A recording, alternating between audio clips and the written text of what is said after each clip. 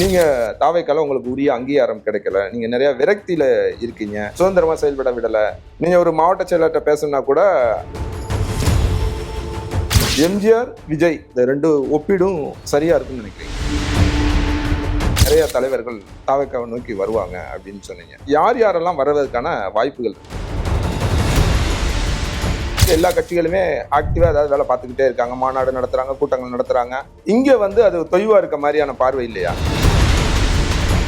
ஒரு மாத காலமாக ஒரு கட்சி தலைவராக இருக்கவர் வெளியில பேசவே இல்லை அப்படின்னா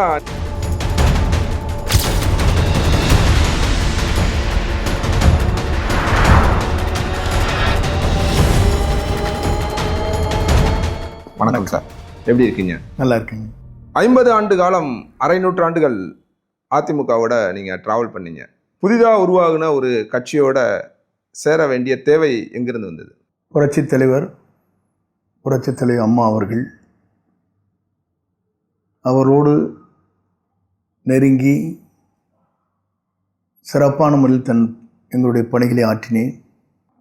50 ஆண்டு கால அரசியல் வரலாற்றில் ஒரே மணித்துளிகளில் என்னை சாதாரண உறுப்பினர் வரையிலும் நீக்கியதற்கு பிறகு நல்லவரோடு சேர்ந்து அந்த பணிகளை ஆற்ற வேண்டும் என்ற நோக்கத்தோடு தான் டிவிகேவுடைய தலைவர் தளபதியுடைய தலைமையில் தூக்கி எறிந்த என்னை அரவணைத்து அன்பு காட்டி என்னை முகமலர்ச்சியோடு அரவணைத்து சென்ற காரணத்தின் அடிப்படையில் இப்போது அவரோடு இணைந்த அந்த பணிகளை நான் மேற்கொண்டு வருகிறேன். தாவேக்காவில் இணைகிறீங்க, திரு விஜயை சந்திக்கிறீங்க. அந்த முதல் சந்திப்பு அவர் என்ன சொன்னாரு, நீங்க என்ன பேசினீங்க? நீங்க இணைறதுக்கு முன்பே விஜய் உங்ககிட்ட பேசியிருந்தாரா? நான் ராஜினாமா செய்த உடனே அவரை சந்தித்தேன். அன்று மாலை சந்தித்த உடனே மகிழ்ச்சியாக என்னை வரவேற்றார். நீங்கள் எனக்கு ஒரு பக்கபலமாக இருக்கிறது என்று மகிழ்ச்சியோடு பேசினார். நானும் பல்வேறு கருத்துக்களை பரிமாறினேன். அவர் அது மகிழ்ச்சியாக என்னிடத்திலும் பரிமாறிக்கொண்டார் பல கருத்துக்களை. அந்த கருத்துக்கள் அனைத்தும் நான் பார்க்கிற போது அம்மா தலைவரிடத்தில் நான் எப்படி பழகினோனோ அதை காட்டிலும் அதை போல இவரிடத்திலே சந்திக்கிற போது இருட்டிப்பு மகிழ்ச்சி எனக்கு ஏற்பட்டது. இந்த சந்திப்பு எப்படி சாத்தியமாச்சு?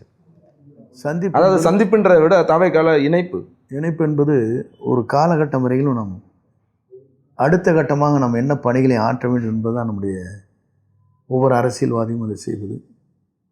பார்த்திங்கன்னா 50 ஆண்டு காலம் நாம் அரசியல் இருந்தோம். 50 ஆண்டு கால அரசியலுக்கு பிறகு ஒரு புதிதாக ஒரு இயக்கத்துக்கு போகிறோம். பல வகையான யோசனைகள், பல வகையான சிந்தனைகள். அவர் என்னை நீக்கியதற்கு பிறகு 2-3 நாட்கள் நான் சரியாக கூட தூங்க முடியவில்லை. சில நேரங்களே கண்ணீர் சிந்தினேன்.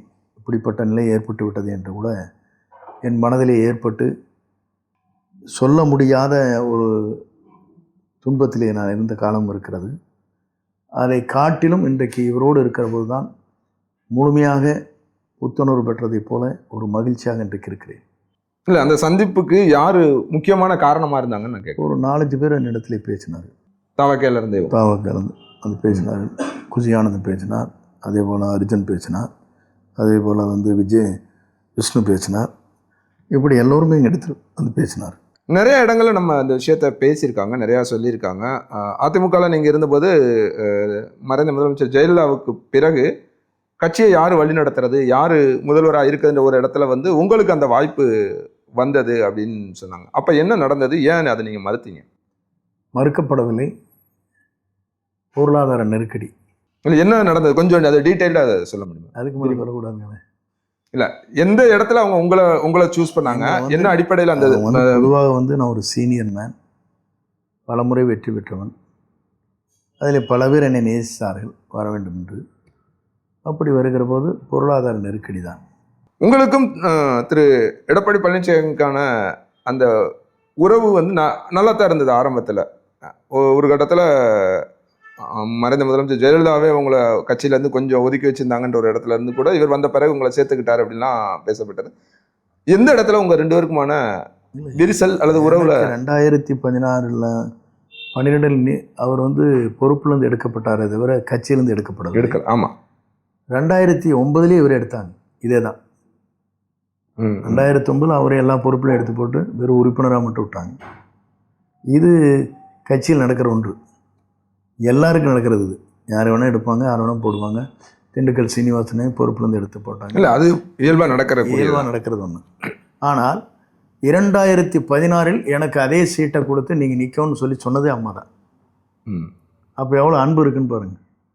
என் மீது ஒரு பாசம் அன்பு இருக்குது. ஏதோ ஒரு காரணங்களால் தவிர்க்க முடியாமல் செய்திருக்கிறார்களே தவிர அவருடைய மனதில் இருப்பது வேறு, அவர் உள்ளத்தில் இருந்தது வேறு. அவரோடு பயணம் செய்து பல ஆண்டு காலம் நான் எப்படி பணியாற்றினது அவருக்கு தெரியும். இந்த கேசட் பார்த்தீங்கன்னா தெரியும் என்னை பற்றி எப்படி பேசியிருக்காண்டு. ஒரு 15 நிமிஷம் பேசுகிறேன். நீங்கள் ஒரு தடவை அதை ப்ளே பண்ணி காமிச்சிங்க. 15 நிமிஷம் அவங்க என்னை பற்றி பேசுனாங்க, ஸ்பீச்சுங்கிறது. அவை அந்த அளவுக்கு அவரோடும் அப்படி தான், தலைவரோடு அப்படி தான் இருந்திருக்கு. அதிமுகவிலேருந்து விலகணும்னு ஒரு ஏதோ ஒரு கட்டத்தில் நீங்கள் முடிவு எடுக்கிறீங்க. அது எந்த மாதிரியான சூழலில் அதை அந்த முடிவை எடுக்கிறீங்க? கடைசி நேரத்தில் என்ன நடந்தது? இறுதியாக முதலில் என்னுடைய பொறுப்புகள் நீக்கப்பட்டன. அதற்கு பிறகு தேவர் ஜெயந்தியுடைய நிகழ்வுக்கு சென்று அங்கே 3 பேரோடு பேசி இந்த இயக்கத்தை ஒருங்கிணைக்க வேண்டும் என்று முயற்சிகள் மேற்கொள்கிற போது அதில் என்ன அவருக்கு குறை என்பதை தெரிந்து கொள்ளாமல் அடுத்த நாளே ஐவர் குழுவை கூட்டி உடனடியாக என்னை பொறுப்பிலிருந்து அடிப்படை உறுப்பிலிருந்து நீக்கப்பட்டார். அப்படி ஒருவரை ஒரே மணித்துளிகளில் 2 ஆண்டு காலம்தான் பொதுச் செயலாளர், பொறுப்பேற்ற உடனேயே யாரை வேண்டுமானாலும் தூக்கி எறியலாம் என்ற எண்ணம் அவருக்கு எப்படி வந்தது என்பதை என்னால் புரிந்து கொள்ள முடியவில்லை. உடனடியாக அடிப்படை உறுப்பினரை நீக்கினார். நீக்கியதற்கு பிறகு நாம் அடுத்த கட்டமாக என்ன செய்வது என்பதை நான் யோசித்து கொண்டிருக்கிற நேரத்தில் என்னோடு நெருங்கியவர்கள் 91 பேர்களை பொறுப்பில் இருந்து அவர்களும் நீக்கப்பட்டார்கள். அதோடு மட்டுமல்ல, நான் ஒரு தூக்க நிகழ்ச்சிக்காக ஒரு இல்லத்திற்கு செல்கிற போது விபத்திலே இறந்து விட்டார் என்று சொன்ன உடனேயே அந்த இல்லத்திற்கு நான் செல்கிறேன். சென்ற உடனேயே மகேஷ் என்பவரை அவரை கூட நீக்குகிறார் என்று சொன்னால் எப்படி அவருடைய மனம் இருக்கிறது என்பதை என்னால் புரிந்து கொள்ள முடிந்தது. வேகமான நடவடிக்கை, அதுவும் ஒரு சிந்தனை இல்லாமல் ஏன் இதை செய்கிறோம் என்று கூட யோசிக்காமல் செய்திருக்கிறது வேதனை அளிக்கக்கூடிய ஒன்றாக இருக்கிறது. என்னோடு இருக்கின்ற அனைவரோடு நான் பேசினேன். பேசியதற்கு பிறகு எல்லோருக்கும் பாதுகாப்பு அளிக்க வேண்டும் என்ற நோக்கத்தோடு தான் நான் டிவிகேவில் இணைந்து தலைவரை சந்தித்தேன். ஒரு புதிய முகமாக 500 கோடி ரூபாய் ஆண்டிற்கு வருவாயை இழந்தாலும் பரவாயில்லை, மக்கள் பணியாற்றுகிறேன் என்று ஒரு முன்வந்திருக்கிற ஒரு தலைவரோடு நாம் இணைந்து அவர் எதிர்காலத்தில் தமிழ்நாட்டுடைய முதலமைச்சராக அணியை அமர்வதற்கு என்னை போன்றவர்கள், இந்த இயக்கத்திலே பொறுப்பிலே இருக்கின்றவர்கள், இளைஞர்கள், பெண்கள் அத்தனை பேரும் ஒரு மனதாக அந்த மனநிலையை இருக்கின்ற காரணத்தின் அடிப்படையில் அவரோடு இணைந்து அந்த பணிகளை நான் மேற்கொண்டு வருகிறேன். பொதுவாக இப்போ அதிமுகலேருந்து வெளியில் வர்றவங்க இதுவரைக்கும் நம்ம பார்த்துட்டு இருக்க திமுகவுக்கு போவாங்க. ஏன்னா ஒரே திராவிட பாரம்பரியம் அப்படின்ற அடிப்படையில் மாறி போவாங்க. சீனியர் லீடர் அப்படின்னா துரைமுருகனும் நீங்களும் தான் ஒப்பிட்டு சொல்லுவாங்க. அப்படி இருக்க இடத்துல எப்படி இப்படியான ஒரு முடிவை உங்களால் எடுக்க முடிஞ்சது? அது எவ்வளோ வழி நிறைந்ததாக இருந்தது? குறிப்பாக என்னை பொறுத்தவரையிலும் தலைவர் அம்மா அவர்கள் எந்த வழியிலே சென்றார்களோ அதே வழியில் நான் பின்பற்ற வேண்டும் என்ற நோக்கத்தோடு தான் திராவிட முன்னேற்றக் கழகத்திற்கு நான் செல்லவில்லை. குறிப்பாக இப்போது துவங்கி இருக்கிற இயக்கம் கொள்கை ரீதியாக நீங்கள் பார்க்கக்கூடும். அதிலே 6 தலைவர்கள் அங்கே இருக்கிறார்கள். 6 தலைவருடைய கொள்கையும் திராவிட இயக்கத்தினுடைய கொள்கையும் ஒன்றுதான். அதனால் இந்த முடிவை எடுத்துட்டீங்க. முடிவுகளை மேற்கொண்டு அதில் இணைந்தேன். திமுகலேருந்து நீங்கள் இந்த மாதிரி போகிறீங்கன்னு கேள்விப்பட்ட பிறகு திமுகலேருந்து ஏதேனும் அழைப்பு வந்ததா? யாரும் என்னை அழைக்கப்படவில்லை. யாரும் என்னிடத்திலே வந்து நீங்கள் போகிறீர்களா என்று கேள்வி கேட்பதற்கு முன்னாலேயே நான் அங்கே சென்று இணைந்து விட்டேன். ஓகே. இல்லை, கோபிச்செட்டிப்பாளையம் உங்களோட கான்ஸ்டிடுவன்சிலேருந்து ரிசைன் பண்ணுற எம்எல்ஏ பதவியை ரிசைன் பண்ண போகிறீங்க. அன்றைக்கி வந்து திரு சேகர் பாபு உங்களை சந்தித்தாங்க. நீண்ட நேரம் அந்த சந்திப்பு நடைபெற்றது. அரசல் புரசலான ஸ்பெகுலேட்டிவ் செய்திகளாக நிறையா வந்தது. அதான் நீங்கள் இருக்கிறதுனால உங்கள்கிட்ட நேரடியாக கேட்குறேன். அன்னைக்கு என்ன பேசினார், என்ன கேட்டுக்கிட்டார்? என்னை பொறுத்தவரையிலும் சட்டப்பேரவைத் தலைவரை சந்தித்தேன். அப்போது அங்கே சேகர்பாபு வரவில்லை. ஒரு செய்திகள் அப்படி பரவியதே தவிர அவர் என்னை அழைத்தோ அல்லது நீங்கள் எங்களுடைய இயக்கத்திற்கு வாருங்கள் என்றோ அழைக்கப்படவில்லை. அதேபோல் தேசிய கட்சிகளும் என்னை அழைக்கப்படவில்லை. நான் ராஜினாமா கொடுத்த உடனேயே நான் எங்கே இருக்கிறேன் என்பதை கூட யாராலும் கண்டுகொள்ள முடியாத இடத்திற்கு நான் சென்று விட்டேன். சென்று அடுத்த நாள் காலையிலேயே தலைவரை சந்தித்து அவரோடு இணைந்து இதற்கு பிறகுதான் இவர் டிவிகேவில் இணைந்திருக்கிறார் என்பது எல்லோருக்கும் தெரியும். அதிமுகவில் இருக்க வரைக்கும் கட்சியை ஒருங்கிணைக்கணும், அதுதான் அடுத்த கட்டத்துக்கு வலுவாக இருக்கும் அப்படின்ற முனைப்பில் நீங்கள் நிறைய வேலைகள் பார்த்தீங்க. அது ஒரு கட்டத்தில் முடியாமல் போயிடுச்சு. இப்போ இதே சூழலில் தேர்தலை அவங்க சந்திக்க போகிறாங்க அப்படின்னா அதிமுகவோட எதிர்காலம் எப்படி இருக்கும்னு நினைக்கிறீங்க? இதே போன்ற நிலைகள் நீடிக்குமேயானால் இதுவரையிலும் புரட்சித் தலைவர் அம்மாவுக்கு பிறகு வெற்றி என்ற இலக்கை நம்மால் எட்ட இயலவில்லை. 2016 அம்மா அவர்கள் வெற்றி பெற்றார்கள். இதை அம்மா அவர்கள் மறைந்ததற்கு பிறகு ஆட்சியை நாம் நடத்தினோம். அதற்கு பிறகு 2021 தேர்தல் களத்தில் நம்மால் வெற்றி பெற இயலவில்லை. 19 நாடாளுமன்ற தேர்தல், 24 நாடாளுமன்ற தேர்தல், அதேபோல் உள்ளாட்சி தேர்தல் அனைத்துமே நாம் வெற்றி பெற இயலவில்லை. ஆகவே வெற்றி என்பது அந்த இலக்கை எட்ட முடியாத சூழ்நிலை தான் இப்போது நிலை இருக்கிறது. 2026 அவங்களுக்கு வெற்றின்றது கடினமாக இருக்கும் அப்படின்னு புரிஞ்சுக்கலாம். இருக்கலாம். சரி, அதிமுகவுக்கு மாற்றாக தாவேகா அப்படின்ற ஒரு முழக்கத்தை தான் அவங்க முன் வச்சு கட்சியை ஆரம்பித்தாங்க, பேசினாங்க. நீங்கள் தாவேக்காவில் ஒரு முக்கிய பொறுப்பில் இருக்கீங்க. தாவேகா இந்த 2 கட்சிகளுக்கு என்ன மாதிரியான மாற்றாக இருக்கும்?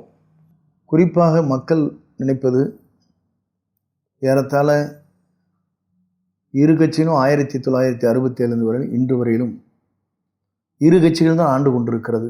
ஒரு மாற்றங்கள் தேவை.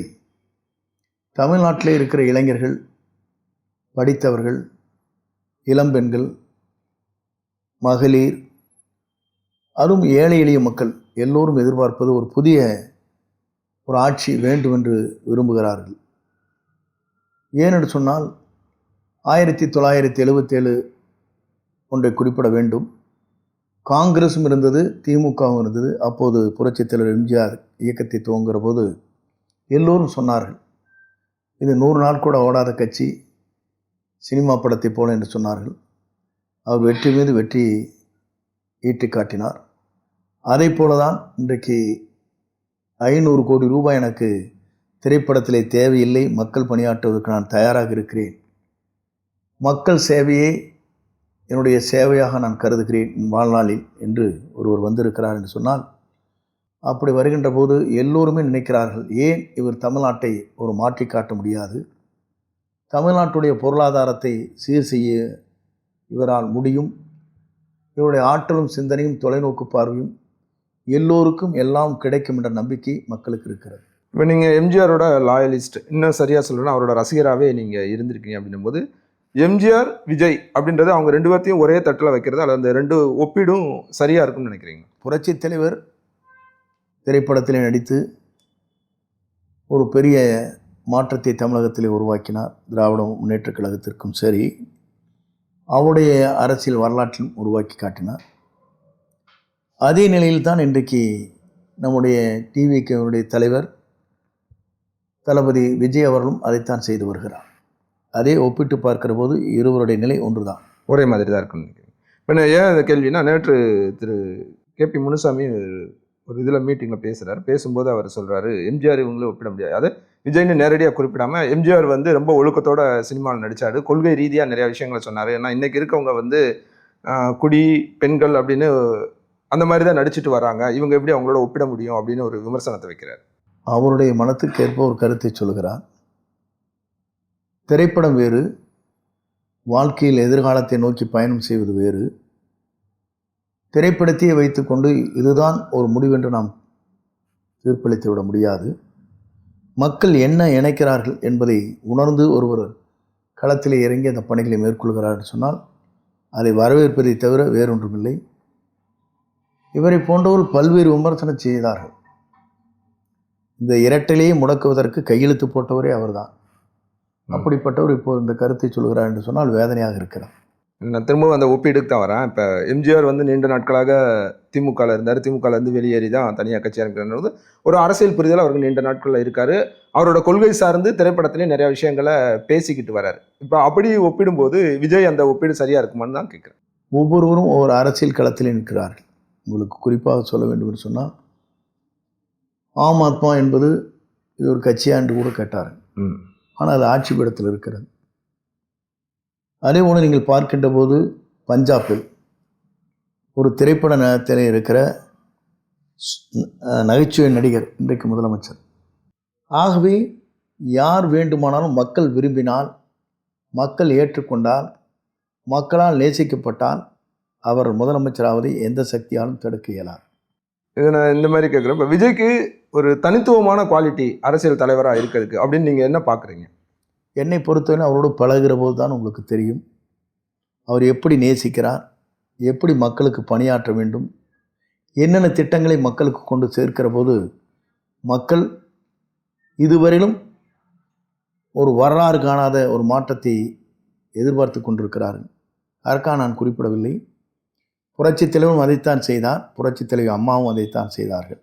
ஆனால் இன்றைய ஆட்சி காலத்தில் ஆட்சியாளர் அதை செய்யவில்லை என்பதுதான் மக்கள் குறையாக இருக்கிறது. தாவேக்கால நீங்கள் இணைஞ்சிட்டீங்க, ஒரு முக்கியமான பொறுப்பில் இருக்கீங்க. நீங்கள் வரும்போது பெரிய அளவில் ஒரு பெரிய எதிர்பார்ப்பு இருந்தது. நீங்கள் வரும்போது அப்புறம் நீங்களே ஒரு பேட்டியிலையும் சொல்லியிருந்தீங்க நிறைய தலைவர்கள் தாவேக்காவை நோக்கி வருவாங்க அப்படின்னு சொன்னீங்க. அதுவும் அந்த டிசம்பருக்குள்ளே வருவாங்க அப்படின்னு சொல்லியிருந்தீங்க. இப்போ அதோட நிலைமை என்ன? இப்போ எல்லோருமே அதற்காக தயார் நிலையில் இருக்கிறார்கள். கால நேர சூழ்நிலையை எதிர்பார்த்து கொண்டிருக்கிறார்கள். விரைவில் நல்ல மகிழ்ச்சியான செய்தி டிவிக்கு கிடைக்கும். அதான் அந்த விரைவில்ன்றது எப்போது? இப்போ நீங்கள் டிசம்பர் சொன்னீங்க, அது பிறகு இப்போ ஜனவரி வந்துருச்சு. தேர்தலுக்குமே இன்னும் ஓரிரு மாதங்கள் தான் இருக்குது. தேர்தல் தேதி எப்போ வேணாலும் அறிவிக்கப்படலாம் அப்படின்ற ஒரு நிலைக்கு வந்துட்டாங்க. பல பேருடைய உள்ளங்களில் இருப்பது வேறு. தை பிறந்தால் வழி பிறக்கும் என்று சில பேர் சொன்னார்கள். இப்போதான் தை பிறந்து பொங்கல் முடிந்து, பொங்கல் திருநாளெல்லாம் முடிந்ததற்கு பிறகு மகிழ்ச்சியோடு அவர் வருகிற நாளை நாங்கள் எதிர்பார்த்து கொண்டிருக்கிறோம். இல்லை, அப்படி சொன்னவங்க எல்லாமே பின்னணியில் பேச்சுவார்த்தை நடந்துகிட்டு இருக்கு. எல்லா கட்சியிலையும் உங்களுக்கு தெரிஞ்சிருக்கும், எல்லா கட்சியிலும் எல்லாரோடையும் பேச்சுவார்த்தை நடந்துகிட்டு இருக்கு. அது தேதி தான் அனௌன்ஸ் பண்ணுவாங்க அப்படின்றது. தாவேக்கால அது மாதிரி என்ன நிலைமை நடக்குதுன்னு கேட்குறோம். எல்லோருமே எல்லோரிடத்திலும் பேசிக்கொண்டு தான் இருக்கிறார். நல்ல மகிழ்ச்சியான செய்தி விரைவில் எதிர்பார்க்கலாம். அந்த விரைவில் அப்படின்றது என்ன? ஏதாவது கால அவகாசம்? இப்போ ஜான்வரி கிட்ட வந்துட்டோம், ஜான்வரியே முடிய போகுது, கால அவகாசம் அந்த மாதிரி இருக்குமா? யார் யாரெல்லாம் வர்றதுக்கான வாய்ப்புகள் இருக்கு? நீங்கள் யாரை நினைத்து கேட்கிறீங்களோ அவரெல்லாம் வரலாம். நான் யாரையும் நினைக்கல. இல்லை, ஒவ்வொருத்தருக்கும் ஒரு எண்ணங்கள் இருக்கும். யார் வருவார்கள் என்பது ஒரு கேள்விக்குறியாக இன்றைக்கு இருந்து கொண்டிருக்கிறது. இங்கே செல்கிறார்களா, அங்கே செல்கிறார்களா என்ற கேள்வியெல்லாம் இருந்து கொண்டிருக்கிற போது அந்த கேள்விக்குறு பதிலாகத்தான் நான் இதை சொல்கிறேன். தாவேக்கா தலைவர் அவர் ஃபர்ஸ்ட் மீட்டிங்கில் அவர் பேசுகிறாரு, கூட்டணி ஆட்சி தமிழகத்தில் இருக்கும், நாங்கள் ஆட்சிக்கு வந்தா அப்படின்னு சொல்கிறாரு.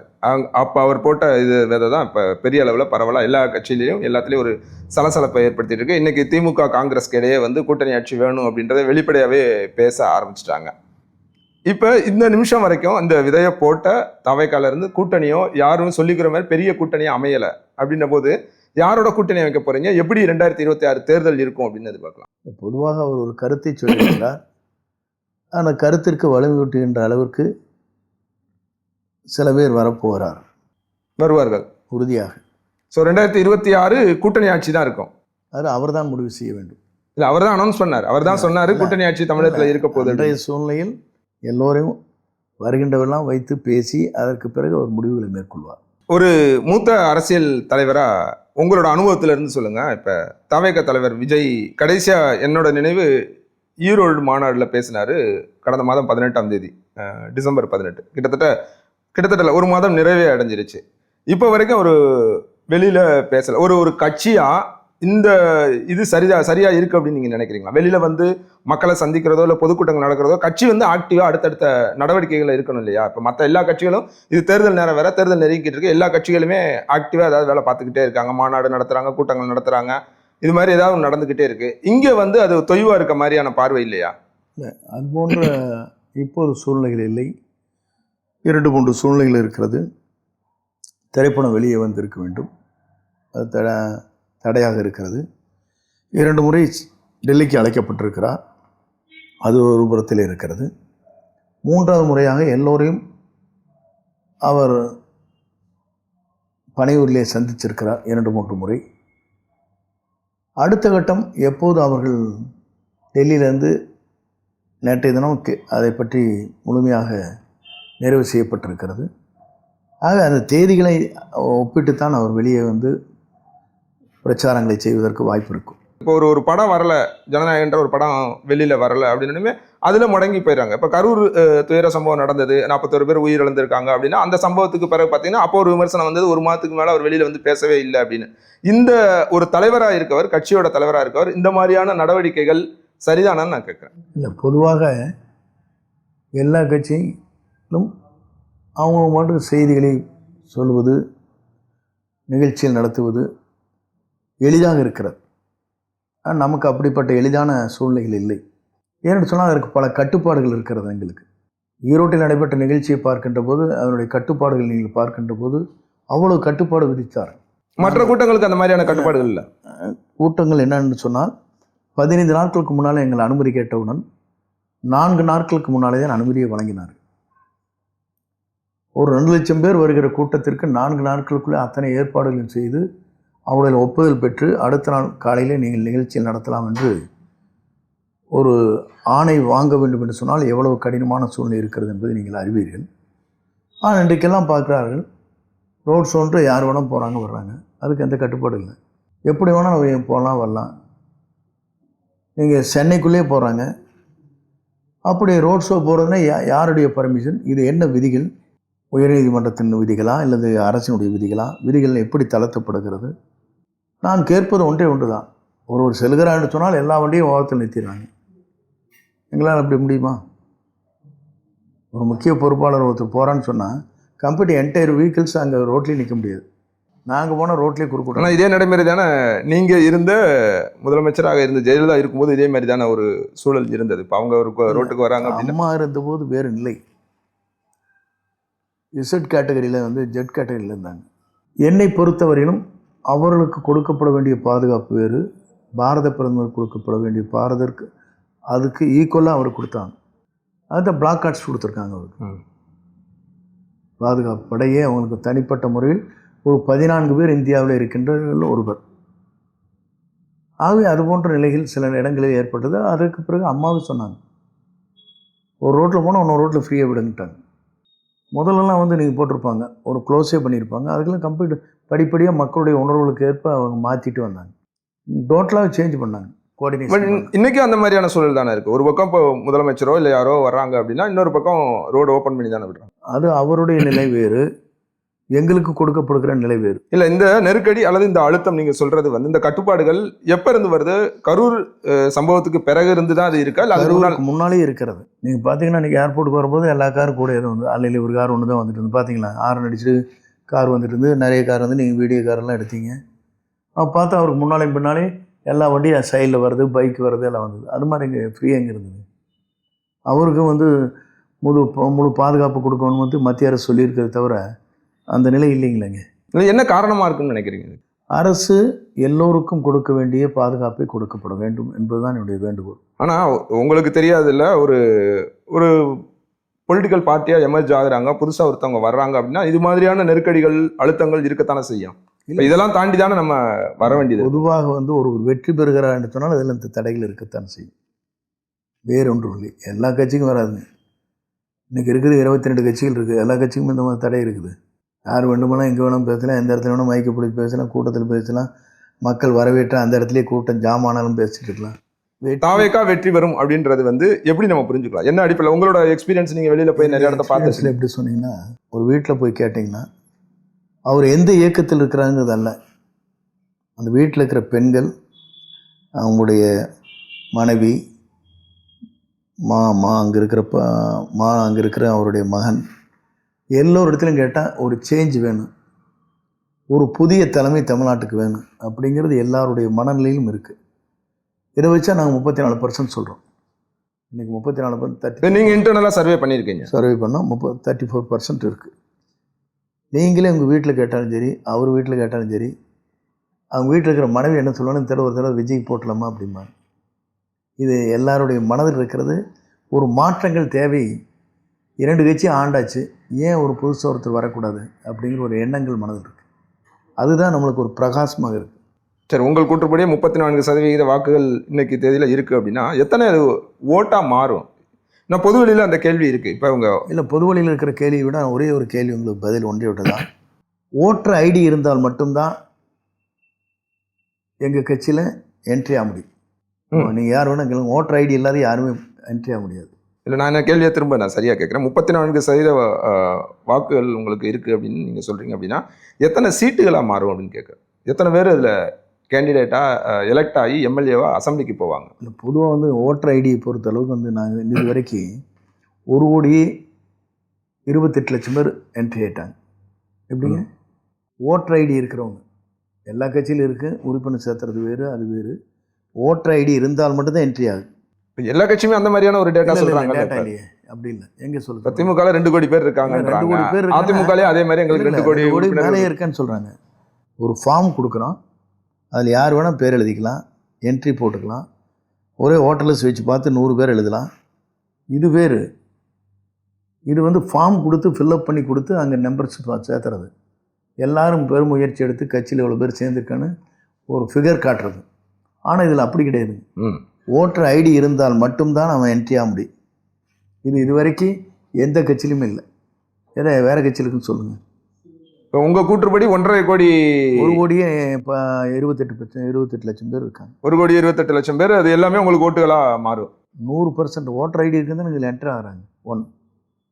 ஓட்டர் ஐடி இல்லாதையே வந்து உறுப்பினர் ஆகாதவங்களே பல பேர் வந்து இதில் நேசிக்கிறாங்க. நீங்கள் ஒரு கல்லூரிக்கு போங்க, அவர் பேரை மட்டும் சொல்லிட்டு வந்துடுங்க. நீங்கள் சும்மா ஒரு எக்ஸாம்பிள், கரையோசை எப்படி இருக்குன்னு பாருங்கள். ஒரு ஸ்கூலுக்கு போங்க, சும்மா நீங்கள் யாரை வேணால் அனுப்புங்க, என்ன கரையோசை எழுப்புறாங்கன்னு பாருங்கள். டிவிக்கே விஜய். இல்லை, அதுதான் சார், அது தொடர்ச்சியாக இந்த இதெல்லாம் ஏற்றுக்கொள்ள முடியாத இருக்குது. அது என்ன விமர்சனமாக இருக்குன்னு அப்படின்னா எல்லாருமே ரசிக மனப்பான்மையோட அதை அணுகுறாங்க. இப்போ விஜய் ஒரு உச்ச நடிகர், அது எல்லாத்துக்கும் தெரியும், ஒரு ஸ்டார் கேண்டிடேட் அப்படின்னும் போது அவரோட பேரை சொல்லும்போது எல்லாரும் ஆப்வியஸ்லி அவரை கரகோஷம் பண்ணுறது, டிவிக்குன்னு சொல்கிறது, கைதட்டுறது அப்படின்றது, இது எல்லாமே வாக்குகளாக மாறுமான்றது ஒரு கேள்வி. நீங்கள் இப்போ சொல்கிற உங்கள் கூற்றுப்படி 1,24,00,000 பேர் வாக்குகளாக இருக்குது அப்படின்னா இங்கே எத்தனை சீட்டு கேதர் பண்ணுவாங்க, எப்படி எடுக்க போகிறாங்க அப்படின்றது அடுத்த கேள்வி. கூட்டணி அமைய என்னை பொறுத்தவரையிலும் தமிழ்நாட்டில் ஒரே அளவு அடிக்கும். தெரியாதில்ல, 91 உங்களுக்கு தெரியும், நம்முடைய கூட்டணியோடு சேர்ந்து 2 பேர் தான் திமுக ஜெயித்தாங்க. 234 தொகுதி, 232 தொகுதி ஏடிஎம்கேவுடைய கூட்டணி தான் நாங்கள் வெற்றி பெற்றோம். அதே மேலே 2016 234 தொகுதியில் 4 தொகுதியை தவிர எல்லா தொகுதியும் இரட்டை சின்னத்தில் எடுத்தோம். அம்மா எடுத்தினாங்க. இதெல்லாம் ஒரு வரலாறு. தமிழ்நாட்டை பொறுத்தவரையிலும் ஒரு வரலாற்றை படைப்பதற்கு மக்கள் துணிந்து விட்டார்கள். துணிவோடு அந்த பணிகளை ஆற்றி வருகிறார்கள். ஒரு மனமாற்றம், பெரிய மாற்றங்கள் உருவாக்கப்பட்டிருக்கிறது பல ஆண்டுக்கு பிறகு. அந்த பல ஆண்டுக்கு பிறகு மனமாற்றத்தில் இவரை தவிர இந்த ஆட்சி ஆள்வதற்கு ஒரு சிறந்த மனிதன் யாரும் இல்லை என்பதைத்தான் மக்கள் இன்று ஏற்றுக்கொண்டு அவரை ஆதரித்து வருகிறார். ஆனால் திரு விஜய் சொல்லும்போது 1967 கோட் பண்ணி சொல்கிறாரு. அது மாதிரியான வரலாறு திரும்பும் அப்படின்னு சொல்கிறாரு. அதுக்கான சாத்தியக்கூறு இருக்குன்னு நினைக்கிறீங்களா? 67 என்பது அண்ணாவுடைய காலத்தில் திராவிட முன்னேற்றக் கழகம். 77 என்பது புரட்சித் தலைவர் எம்ஜிஆர். ரெண்டையுமே அவர் குறிப்பிட்றாரு. நம்ம குறிப்பிட்ட 2 படம் இருக்குது வண்டியில். நம்மளுக்கு படமே இருக்காது. தலைவர் ரவுண்டில் கீழே அவர் முக்குள் இருப்பார், பார்த்துருக்கேன்னு நினைக்கிறேன். நம்முடைய வேனில் பாருங்கள், இந்த ரவுண்டாக துளிவேல் இருக்குது. எம்ஜிஆர் அங்கே தான் இருப்பார். இந்த இயக்கத்தை துவங்கியே எம்ஜிஆர்னு சொல்கிறாங்களே, அவர் படம் எங்கே இருக்குன்னு அந்த வேனில் பாருங்கள். இப்போ சொன்னார்ல எம்ஜிஆர் இவர் ஒன்றான்னு, அப்புறம் எம்ஜிஆர் அந்த மூலையில் எதுக்கு போடுறீங்க, அந்த கடைசி எண்டில். இப்போ சொன்னார்ல எம்ஜிஆர்னு, எம்ஜிஆருக்கு ஈக்குவலாக கொடுக்கணும். அந்தம்மா ஏதோ ஒரு வால் போஸ்ட் பார்க்குறீங்களா, அவர் படம் பெருசாக போடுறாங்களா? இந்த நினைவு நாள், பிறந்த நாளை தவிர ஸ்டாம்ப் அளவுக்கு தானே போடுறாங்களா இல்லைங்க? நீ பார்த்து தான் இருக்கீங்க வால் போஸ்ட்டில் துளி வேலை இருக்குது ஸ்டாம்ப் அளவு. யார் எம்ஜிஆரை நேசிக்கிறார்கள், யார் அண்ணாவை நேசிக்கிறார் என்பது இந்த இதில் பார்த்தா தெரியும். அது மட்டுமல்ல, தலைவர்கள் 6 பேர் இருக்காங்க பாருங்கள். இந்த தலைவர்கள் நேசிக்கக்கூடியவர்கள் எங்களுடைய கொள்கை தலைவர்னு சொல்லி போடுறது எங்கே போட்டிருக்காங்க? தாவேகாவோட தேர்தல் தயாரிப்பு குழுவில் நீங்கள் பிடிச்சிருக்கீங்க, நீங்கள் இருக்கீங்க. அந்த பணிகள் எந்த அளவில் இருக்குது? தேர்தல் அறிக்கை தயாரிப்பு குழுவில் இருக்கு, அதோட பணிகள் எந்த நிலைமை? தயாரிப்பு இப்போது ஒன்றின் பின் ஒன்றாக நடைபெற்று கொண்டிருக்கிறது. இன்றைக்கு முழுமையாக அதில் அமர்ந்து எல்லோரும் அந்த பணிகளை ஆற்றிருக்கிறோம். விழுப்புரம் மாநாடுன்னு நினைக்கிறேன், என்னோட நினைவு சரியாக இருந்ததுன்னா, அந்த மீட்டிங்கில் அவர் சொல்கிறாரு, நாங்கள் மீனும் கொடுப்போம், மீன் பிடிக்க கத்தும் கொடுப்போம் அப்படின்னு சொல்லி திரு விஜய் சொல்கிறார் பேசும்போது. அப்படி இருக்கும்போது உங்களுடைய இந்த தேர்தல் அறிக்கையில் இலவசங்கள் பற்றிய எதிர்பார்ப்புகள் இருக்கா? இலவசங்கள் அறிவிப்பு இருக்குமா? அதில் உங்கள் நிலைப்பாடு என்னவா இருக்கு? வந்து அவர் தெளிவாக சொன்னார் ஈரோடு மீட்டிங்கில், இலவசத்தை நான் எதிர்ப்பவன் அல்ல, இலவசத்தை நான் எதிர்ப்பவன் அல்ல, ஆனால் இலவசமாக நீங்கள் வாகனத்தில் செல்லுகிறீர்கள் என்று கேலி பேசுவதை நான் எதிர்க்கிறேன். பொன்முடி சொன்னதுக்கு தெளிவாக பேசிட்டாருங்களே ஸ்பீச்சில்.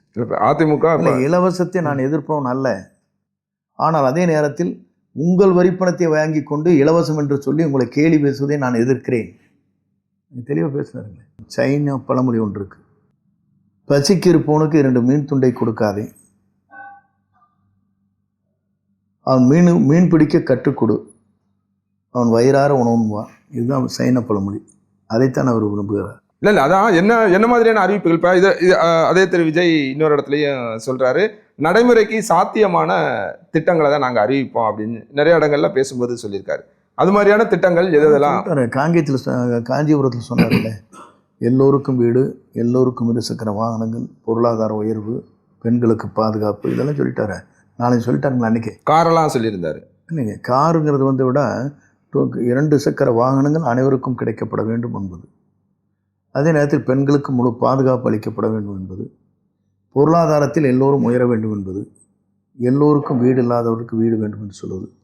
அவங்க சொன்னாங்க எல்லாருக்கும் வீடு கட்டி கொடுத்தாச்சேன்னு. கேட்டார் கை நீட்டி, உங்களுக்கெல்லாம் வீடு இருக்குல்ல, வாடகை வீட்டில் இருக்கிறேன்னு. ஆன்னு ஒரு 5000 பேர் கையை தூக்கி நாங்கள் வாடகை வீட்டில் தான் இருக்குன்னாங்க ஈரோட்டில். நீங்கள் எல்லோருக்கும் வீடு கிடைத்து விட்டதா? நான் பேசியதை கேலி பேசுகிறார்கள் என்னார். இல்லை, அது எந்த அளவுக்கு சாத்தியம் நினைக்கிறீங்க? இப்போ நீங்கள் இந்த குழுவில் இருக்கீங்க அப்படின்ற போது நீங்கள் எல்லா விஷயங்களையும் கவனிச்சு பொறுத்தவரையிலும் ஒரு ஊழலற்ற ஆட்சி உருவானால் எந்த திட்டத்தை வேண்டுமானாலும் தமிழ்நாட்டில் நிறைவேற்ற முடியும். இல்லை, உங்களோட ப்ரையாரிட்டி எதுவாக இருக்கும்? இப்போ உங்களோட தேர்தல் அறிக்கையில் ப்ரையாரிட்டி இதுதான் முக்கியமானது அப்படின்னு எதை சொல்லுவீங்க? இப்போது அதில் சொல்வதற்கு வாய்ப்பில்லை. ஏனென்று சொன்னால் ஒரு குழு இருக்கிறது, அதற்கு பிறகு தலைவரோடு கலந்து பேச வேண்டும். கலந்து பேசியதற்கு பிறகு தெளிவான முடிவுகளை நாம் மேற்கொள்ள வேண்டுமே தவிர தனிப்பட்ட முறையில் இதுதான் என்று என்னால் சொல்ல இயலாது. இப்போ தாவைக்கால கண்டெஸ்ட் பண்ணுறாங்க, இன்னும் நீங்கள் கூட்டணி இறுதியாகலை அப்படின்னு சொல்கிறீங்க. ஒட்டுமொத்தமாக எல்லா தொகுதிகளுக்கும் போதுமான வேட்பாளர்கள் அப்படின்றது இருக்காங்களா? ஏன்னா எல்லாமே புதுமுகமாக இருக்காங்க, உங்களுக்கு அது பெரிய சவாலாக இருக்கும். அதை எப்படி எதிர்கொள்ள போகிறீங்க? எல்லாத்துக்கும் வேட்பாளர்கள் தேர்வு அப்படின்றது எந்த அளவில் இருக்குது? சாத்தியக்கூறாக இருக்கும். மிக சிறந்த வேட்பாளர் அவரை நோக்கி வந்து கொண்டிருக்கிறார்கள். அப்படி வேட்பாளர் அறிவிக்கிற போதே இந்த தமிழகமே வியக்கப் போகிறது. ஒரு பொதுவான விமர்சனம், தாவேகா தொண்டர்கள் இன்னும் அரசியல் மயப்படுத்தலை, அவங்க ஒரு இந்த ரசிக மனப்பான்மையிலேயே இருக்காங்க அப்படின்ற விமர்சனம் நீங்கள் நிறையா பார்த்துருப்பீங்க. அந்த விமர்சனத்தை எப்படி எதிர்கொள்கிறீங்க? இப்போ அவங்களெல்லாம் அந்த ரசிக மனப்பான்மையிலிருந்து அரசியல் மயப்படுத்துறதுக்கான முயற்சிகள் எந்த அளவில் இருக்குது? முயற்சிகளை பொறுத்தவரையில் அவர் மேற்கொண்டு வருகிறார். 2 நாட்களுக்கு பிறகு ஒரு செய்தியை நீங்கள் பார்க்க போகிறீர்கள். என்னென்ன அறிவுரையை அவர்களுக்கு ஆற்றப் போகிறார் என்பதை காணப்போகிறீர்கள். 2026 தாவேகாவுக்கு எப்படி இருக்க போகிறது? தாவேகாவை பொறுத்தவரையிலும் அவர் யாரை விரல் காட்டுகிறார்களோ அந்த கூட்டணியும் சட்டமன்ற வேட்பாளரும் தமிழ்நாட்டுடைய சட்டமன்றத்தில் 234 அலங்கரிக்கப் போகிறார். இது நான் சொல்வது நாளை எதிர்காலத்தில் நீங்கள் பார்க்க போகிறீர்கள். அதுதான் நான் திரும்ப கேட்குறது. நடைமுறை சாத்தியம் அது எந்த அளவுக்கு இருக்குன்னு நான் கேட்குறேன். நடைமுறை சாத்தியம் சரியாக இருக்கிறது. ஏன்னு சொன்னால் மக்கள் மனநிலை எப்படி இருக்கிறது, மக்கள் ஒரு மாற்றத்தை விரும்புகிறார்கள். எப்போதுமே உங்களுக்கு தெரியாத ஒன்றல்ல, ஒரே அலை தான் வீசும் தமிழ்நாட்டில். அது போன்ற ஒரு அலை இப்போ வீசுதுன்னு நீங்கள் நினைக்கிறீங்க? அதே அலை தான் வீசிக்கொண்டிருக்கிறது. கடல்லே ஒரே மருது வீசு. மக்கள் அலை அப்படித்தான் தமிழ்நாட்டில். இப்போ என்ன அலை வீசு? விஜய் ஆதரவு அலை வீசுதான் முழுமையாக வீசிக்கொண்டிருக்கிறது. இப்போ இந்த சிபிஐ விசாரணைக்கெல்லாம் போயிட்டு வர்றாரு இல்லையா? சிபிஐ விசாரணைக்கு போகிறாரு. அப்பயுமே நிறையா ஸ்பெகுலேட்டிவாக நிறையா தகவல்கள் வந்து நேற்று கூட நீங்கள் பார்த்துருப்பீங்க. குற்றப்பத்திரிகையில் அவர் பேரை சேர்க்க போகிறாங்க, தவறான செய்தி நேற்று. ஆமாம், அது நிர்மல்குமார் மறுத்திருந்தார். இது மாதிரியான செய்திகள் வருது. இதெல்லாம் எப்படி அழுத்தம்னு நீங்கள் பார்க்குறீங்களா? அது எப்படி? இது ஒவ்வொருவரும் ஒவ்வொரு செய்திகளை வெளியிடுவது பத்திரிகையினுடைய அந்தந்த பத்திரிகைக்கு இருக்கிற சூழ்நிலைகளை வைத்துக்கொண்டு உடனடி செய்திகளை தர வேண்டும் என்ற நோக்கத்தோடு செய்திகளை பரப்புகிறார்கள். இப்போது கூட என்னை பொறுத்தவரையிலும் ஒரு செய்தியை பரப்பியிருக்கிறார்கள். அந்த செய்தி என்பது எனக்கு என்னோடு இருக்கின்றவர்கள், பொறுப்பில் இருக்கின்றவர்களுக்கு எனக்கு சில மனஸ்தாபங்கள் இருப்பதைப் போலவும், இதெல்லாம் உடனுக்குடன் ஒரு செய்தியை வெளியிட வேண்டும் என்ற நோக்கத்தோடு வெளியிடுகிறார்களே தவிர, முழுமையாக சிபிஐயிலே நடைபெற்ற நிகழ்ச்சி என்ன என்பதை தெரிந்து அதற்கு பிறகு செய்திகள் வெளியிடுவதை காட்டிலும், உள்ளே செல்கிற போது இது நடக்கப் போகிறது, பேசி கொண்டிருக்கிற போது இது நடந்து கொண்டிருக்கிறது, பேசி முடித்ததற்கு பிறகு நடந்து முடித்ததுன்னெலாம் சொல்கிறதெல்லாம் செய்திகளாகவே இருக்கிறது. நான் கேட்கணும்னு நினச்சேன். ஓரிரு நாளிதழ்களில் அந்த செய்தியை பார்க்க முடிஞ்சது. நீங்கள் தாவைக்கால உங்களுக்கு உரிய அங்கீகாரம் கிடைக்கல, நீங்கள் நிறையா விரக்தியில் இருக்கீங்க. குறிப்பாக அவங்க அந்த செய்தியோட சாராம்சம் என்னென்னா, புஷி ஆனந்த் உங்களை சுதந்திரமாக செயல்பட விடலை, புஷி ஆனந்த் போகின்ற நிர்வாகிகள் அப்படின்னு வச்சுக்கலாம்.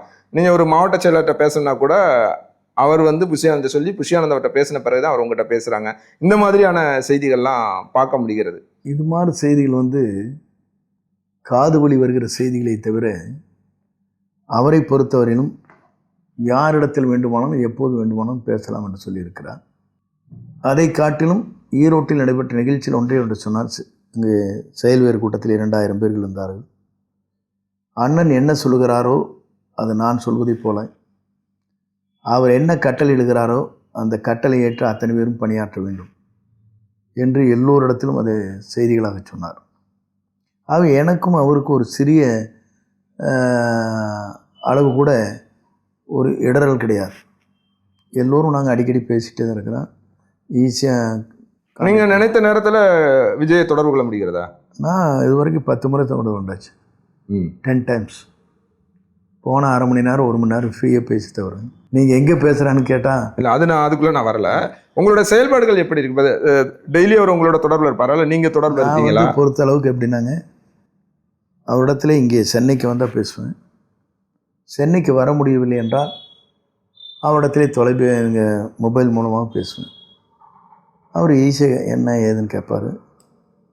சொல்லுங்கள் பிரதர் அப்படிம்பார். நல்லா ஃப்ரீயாக தான் பேசுவார். எப்படி இருந்தாலும் ஆல்டர்னேட்டிவ் டேஸ் பேசிடுவேன். இப்போ அங்கேருந்து அங்கே போய் புறப்பட்டாங்க, அங்கேருந்து புறப்பட்டு எல்லாம் முடிஞ்சுங்களான்னு, எஸ் எல்லாம் முடிஞ்சுன்னுட்டார். அதுக்கு மேலே அங்கே கேட்க முடியாதுங்களா? இது மாதிரிலாம் எப்போ வேணால் கான்டாக்டில் இருக்கேன் நான். என்னை பொறுத்தளவுக்கு, அவரை பொறுத்தளவுக்கு என்னை ஒரு சகோதர பாசத்தோடு என்னை முழுமையாக ஏற்றுக்கொண்டு, எனக்கு இருக்கிற இத்தனை கஷ்டங்களையும் உணர்ந்து, இவர் இப்படிப்பட்ட கஷ்டத்துலேருந்து இங்கே வந்திருக்காரு, அவருக்கு நாம் கை கொடுத்து கரம் கொடுப்போம், ஒரு நல்ல மனிதனுக்குன்னு நினச்சி அவர் முழுக்க நம்மளை முழுமையாக நம்புகிறாரு. என் பேர் ரொம்ப பாசத்தை செலுத்துகிறாரு. எப்போ வேண்டுமானால் அவரோட தொடர்பு கொள்ளலாம். ஒரு மூத்த தலைவர் அப்படின்ற அடிப்படையில் என்ன மாதிரியான ஆலோசனைகள்லாம் அவர் உங்கள்கிட்ட கேட்டு பெறுகிறார்? நிறையா அது டிஸ்கஷன் வெளியே சொல்லக்கூடாதுங்க. ஃப்ரீ ஹேண்டாக நாங்கள் 2 பேரும் பேசுவோம். நிறைய ஆலோசனைகள், எப்படி தலைவர் காலம், அம்மா காலம், இப்போ காலம், இப்போ இருக்கிற நிலைகள் எல்லாமே கலந்துரையாடுவோம். அது தனிப்பட்ட முறையில் என்ன நடந்ததுன்னு சொல்கிறது இல்லை, நான் அந்த டீட்டெயிலுக்குள்ளே போகல. நான் உதாரணத்துக்கு ஃப்ரீ ஹேண்டாக இருப்போம். இப்போ சிபிஐ விசாரணைக்கு டெல்லி போகிறார் அப்படின்னா, போகிறதுக்கு முன்னால் அவங்ககிட்ட இதில் எப்படி நம்ம அணுகணும், எப்படி பேசணும் அப்படின்ற மாதிரியான விஷயங்கள்லாம் பேசுவாரான்னு கேட்குறேன். அது மாதிரியாக போயிட்டு வரேன்னு சொல்லுவார். லீகல் ஒப்பீனியன் இருக்காங்க ஒரு டீம்ஸ், அவங்களோட ஒப்பீனியன் கேட்டுக்குவார், அவங்ககிட்ட பேசிக்குவார். அது நான் போயிட்டு வரேங்க, நாளைக்கு திரும்பி வருவாங்க, நாளை வந்த உடனே உங்களுக்கு சந்திக்கிறோம்பாங்க. நான் ஏற்கனவே அதை தான் கேட்டேன். இப்போ ஒரு மாத காலமாக ஒரு கட்சி தலைவராக இருக்கவர் வெளியில் பேசவே இல்லை அப்படின்னா, நீங்கள் அந்த கட்சியோட இது குறைய ஆரம்பிச்சிரும், இல்லை அது ஆக்டிவாக இல்லை அப்படின்ற ஒரு பார்வை இருக்கும். அந்த மாதிரி நேரங்களில் நீங்கள் ஆலோசனைகள் சொல்கிறது உண்டு? எல்லாருமே சொல்லுவோம். எங்கள் டீமே ஒரு 5-6 பேர் இருக்கிறாங்க. சரி. நிர்வாகிகள் அடிக்கடி எல்லாம் சந்திச்சு பேசுவோம். நிர்வாகிகளையும் சந்திக்கிறார் அவர்.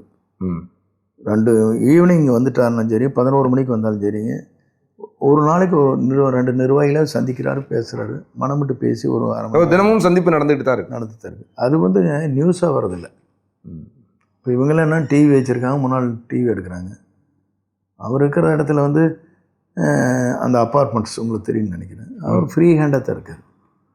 அது நியூஸாக வர்றதில்லையே தவிர சந்திப்பு என்பது எல்லோரும் சந்தித்து இருக்காங்க.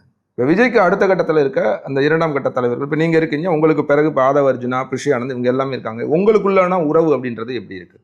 சுமூகமான உறவு இருக்குது. எல்லோரும் அடிக்கடி பேசுவோம். டெய்லியிலேருந்து அவங்க பேசுனாங்க. நேற்று கூட புஷி ஆனந்த் பேசினார். எனக்கு பிஸியாக இருக்கேன்னா இது வந்து 22 அந்த ஃபங்க்ஷனுக்கா அப்படின்னாரு. எல்லாருமே எங்களோட நல்லா கான்டாக்டில் இருப்பாங்க. அதே மாதிரி யாருமே நம்மக்கிட்ட அந்த டிஸ்டன்ஸ் கீப் அப் பண்ணுறதில்ல. எல்லாருமே நம்ம அடிக்கடி எங்களோட ஃபோனில் டச்சில் தான் இருப்பாங்க. சரி எப்போ சந்திக்கலாம் என்னங்கிறது போது எல்லாருமே சந்திக்கலாமான்னு பேசுவாங்க. எங்களோட வந்து அங்கேயே வீட்டில் என்னோடய கசின் வீட்டில் வந்து பார்ப்பாங்க, பேசுவோம், முன்னாடி காஃபி சாப்பிடுவோம். இந்த மாதிரி எல்லாருமே ஹாப்பினஸ் தான் இருக்குது. இல்லை, இன்று கூட பனையூர் இல்லத்தில் ஒரு ஆலோசனை கூட்டம், இந்த தேர்தல் அறிக்கை தயாரிப்பு குழுவோட கூட்டம் நடந்தது. ஐஆர்எஸ் தலைமையில் கூட்டம் நடந்தது. நீங்களும் இருப்பீங்கன்னு நாங்கள் பார்த்தோம். நீங்கள் அங்கே இல்லை சார், அதனால தான் கேட்டேன். அந்த உறவு அப்படின்றது உங்கள்கிட்ட டிஸ்கஸ் பண்ணிட்டு இந்த மாதிரி நீங்கள் மீட்டிங் பண்ண போகிறோம் அதெல்லாம் சொல்லிட்டாங்க. என்ன வேணும் எது வேணும் டிஸ்கஸ் பண்ண சொல்லிட்டாங்க. முதல் கட்டமாக என்ன பண்ணது, அது கடைசியில் ஃபைனலாக நீங்கள் சொல்லுங்கட்டாங்க. இப்போ ஜெயிலில் இருந்த வரைக்கும் நீங்கள் தான் அவங்களோட பிரச்சார பயணங்களை திட்டமிட்டு கொடுத்தீங்க, அந்த ஸ்ட்ராட்டஜி எல்லாமே பண்ணீங்க. விஜய்க்கு நீங்கள் தான் பண்ண போகிறீங்களா? என்ன திட்டம்? எல்லாரும் கூட்டாக இருந்து பண்ணலான்ட்டு இருக்கிறப்போ அப்படின்னா, நான் இப்போ தான் புதியாக வந்திருக்கேங்க. என்னுடைய ஆலோசனை கேட்பாங்க, மற்றவங்க எல்லோரும் சேர்ந்து செஞ்சுறது தான் நல்லா இருக்குங்க. இப்போ முறையாக இருக்கும். ஏன்னா அம்மாவோடு இருக்கிற போது அவங்க சிஸ்டம் வேறு, அங்கே எப்படி இருக்கணுங்கிறது வந்து டூர் வேறு. இப்போ இருக்கிற சூழ்நிலைகள் மக்களுடைய வந்து பணமே கொடுக்காத எத்தனை பேர் வருவாங்கிறதே கணக்கு பார்க்க முடியாத சூழ்நிலைகள். அப்போல்லாம் ஒரு லிமிட்டு தெரியுங்க, நம்மளுக்கு இவ்வளோ பேர் வருவாங்க, இந்த இடத்துக்கு கூட்டி போனால் இப்படி இருக்குது. அங்கே சேர் அரேஞ்ச்மெண்ட்ஸில் நம்ம உட்கார வைப்போம். இப்போ சேரும் போட முடியாது, ஒன்றும் போட முடியாது. மக்கள் எவ்வளோ பேர் வரான்னு எண்ணிக்கை நமக்கு தெரியாது. 50,000 பேர் வராங்களா, 1,00,000 பேர் வந்தாலும், 2,00,000 பேர் வராங்களா, 3,00,000 பேர் வராங்கன்னு நம்மளால் ஒரு கணக்கிட முடியாது. எல்லோரும் இருந்தால் தான் ஒருங்கிணைக்க முடியும். இந்த கரூர் துயர நிகழ்வு உங்களோட பார்வையில் அதை நீங்கள் எப்படி பார்க்குறீங்க? அது சரியான இடத்த அவங்களுக்கு கொடுக்கலிங்கிறது தான் என்னுடைய பார்வை. யார் கொடுக்கலன்னு நினைக்கிறீங்க? எல்லாருமே அவருக்கு வர்ற க்ரௌடே வேறங்க. எல்லா ஊர்லேயும் தெரியும் எப்படி க்ரௌடு வரணும். அந்த இடம் சரியான இடமாக எனக்கு தெரியவில்லை.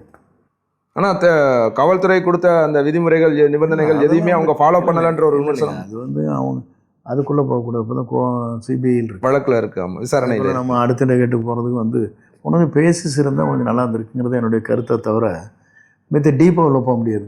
ரைட். ஏன் ஒரு டேலடா அது ஒன்று, அப்புறம் இன்னொரு கொஸ்டினாக வந்துகிட்டே இருக்குங்க.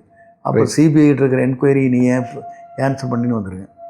இன்னும் கொஞ்சம் ஃபேஸஸ் இருந்ததுன்னா கொஞ்சம் நல்லா இருந்திருக்கு. மக்கள் வந்து இவருக்கு வர்ற க்ரௌடே வேறங்க. அதுதான். நீங்கள் 2-3 முறை குறிப்பிட்டீங்க, 500 கோடி ரூபாய் சம்பாதிக்கிற ஒருத்தர் அதை விட்டுட்டு அரசியலுக்கு வராரு அப்படின்றது. அரசியலுக்கு வர்றதுக்கும் மக்களுக்கு சேவை செய்வதற்கும் அது ஒரு குவாலிட்டி மட்டும் போதும் அப்படின்னு நீங்கள் நினைக்கிறீங்களா? இல்லை, அப்படியே இல்லைங்க. ஒருத்தர் முழுமையாக வந்து ஒரு பீக் டைம், ஒன்று 5 வருஷத்துக்கு வேணாலும் அவருக்கு அந்த பீக் டைம் இருக்குது. அப்படி இருக்கிற போது ஒரு அரசியல் களத்தில் வந்து இறங்கி, தேர்தலுங்கிறது 2026 தான் நம்ம தமிழ்நாடு தேர்தல். அப்போ இப்போது தானே அவங்க வந்து அந்த களத்தில் இறங்கி அவங்க சேவை செய்ய முடியும்னு மக்களுக்கு எடுத்து காட்ட முடியும். அவங்க வந்து ஃபீல்டில் இறங்க முடியும். வேறு காலத்தில் இறங்க முடியாது. 2019 இறங்க முடியும், 2029 போக முடியாது, 2026 தான் நம்ம பண்ண முடியும். இது ஸ்பெக்குலேட்டிவான கேள்வி தான். ஒருவேளை இப்போ இவர் இதான் படம் ஜனநாயகம்னா கடைசி படம், திரைப்படம் அப்படின்னு சொல்லியிருக்காரு. அது வழக்கில் இருக்குது, அது அடுத்த கதை. நான் ஒருவேளை இந்த தேர்தலில் 2ஆம் இடமோ 3ஆம் இடமோ தாவேக்கா கிடைக்கிறது என்றால் உங்களோட அடுத்த கட்ட நடவடிக்கை என்னவா இருக்கும்? 2ஆம் இடம் 3ஆம் இடம் என்று பேச்சுக்கே இடமில்லை, முதலிடம் என்பது தான் எங்களுடைய நிலை. ரைட். வாழ்த்துக்கள் சார். நன்றி. நன்றி.